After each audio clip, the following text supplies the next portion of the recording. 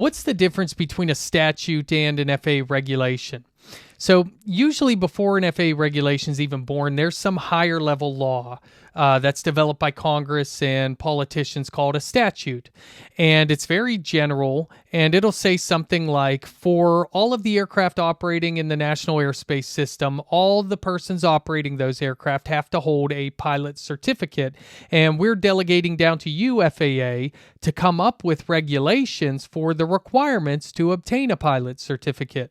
So then the FAA convenes a rulemaking committee, and they come up with the requirements. You must have X number of hours. You have to do this for ground training, this for flight training, and they develop a regulation based on that. The statute is always there in the background. As long as that statute is there, there is the requirement for whatever the regulation is.